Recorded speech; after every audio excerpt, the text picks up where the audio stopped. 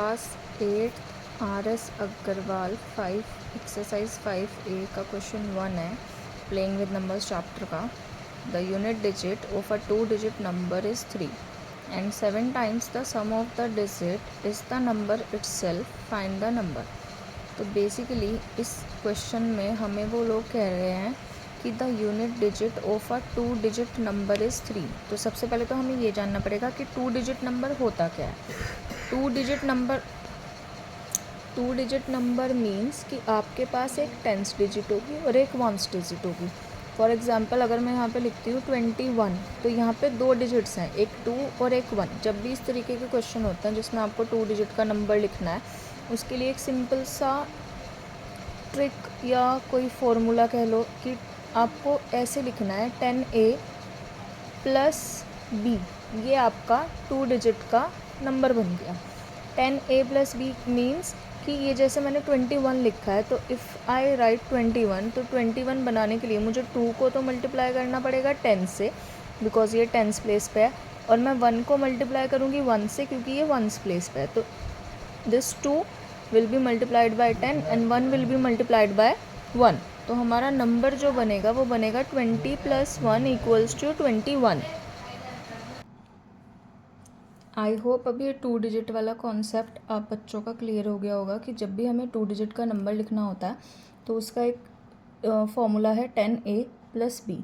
A आपका 10th place का digit हो जाता है और B आपका 1st डिजिट है।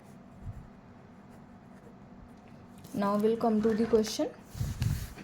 क्वेश्चन हमें कह रहा है कि the unit digit of a 2 digit number is 3, यानी कि कोई नंबर है जिसका कोई 2 डिजिट का आपका नंबर है जिसका 1st प्लेस पे आपको 3 दे रखा है। If 1st place is 3, 10th place उन्होंने हमें बताया नहीं, तो हम 10th प्लेस को क्या मान लेंगे, A मान लेंगे।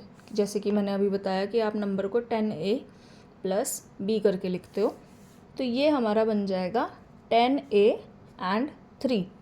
इतना क्वेश्चन हमारा हो गया। तो अब unit digit of the 2 digit number, solution में हम स्टार्ट करेंगे। The unit digit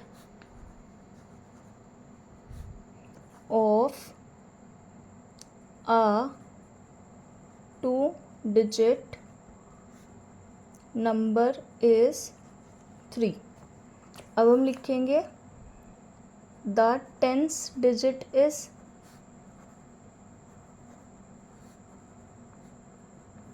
A। 10th digit हमारा A हो गया। So the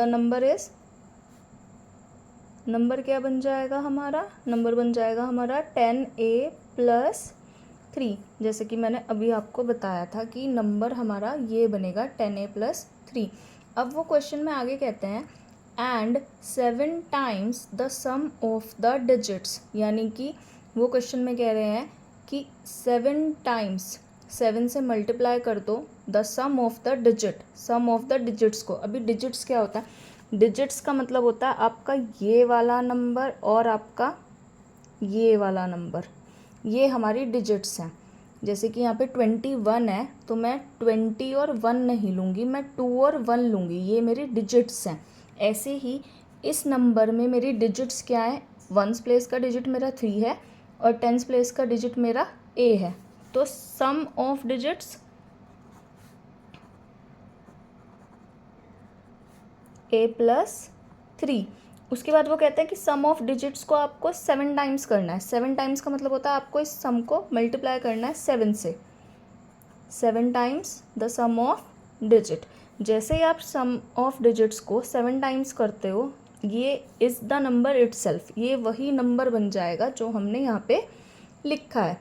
end find the number, अब हमें नंबर ढूंढना है। तो अगर मैं सम ऑफ डिजिट्स करके उसका 7 टाइम्स ऑफ द सम करती हूँ,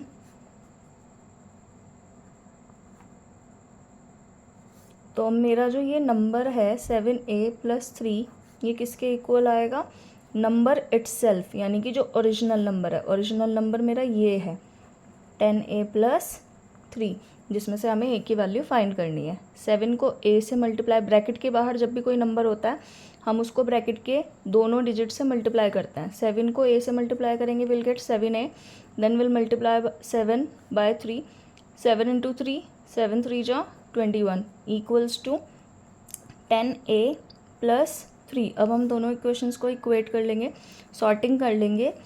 a वेरिएबल वाले डिजिट्स एक लेफ्ट हैंड साइड पे और कांस्टेंट डिजिट्स सारे राइट हैंड साइड पे।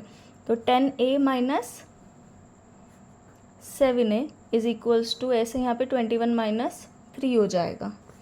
10 में से 7 माइनस करें तो आएगा यहाँ पे 3a इक्वल्स टू 21 में से 3 माइनस करेंगे तो आएगा 18। अब मैं a की वैल्यू निकालूंगी, 3a का मतलब होता है 3 मल्टीप्लाई a, तो 3a का वैल्यू निकालने के लिए अब 18, क्योंकि 3 मल्टीप्लाई का है तो इधर आएगा वो डिवाइड में जाएगा। 3 की टेबल में 18 आता है 6 पे, तो मेरा a का वैल्यू आ गया 6। अगर मेरा a का वैल्यू 6 है तो मेरा नंबर क्या बनेगा, number is equals to, number था मेरा 10a प्लस 3, यानी कि मुझे 10 से किसको मल्टीप्लाई करना है, a की वैल्यू को, और a की वैल्यू मेरी आई है 6, 6 प्लस 3, 10 6 जा 60 प्लस 3 इज इक्वल्स टू, हमारा नंबर आ गया 63 आंसर।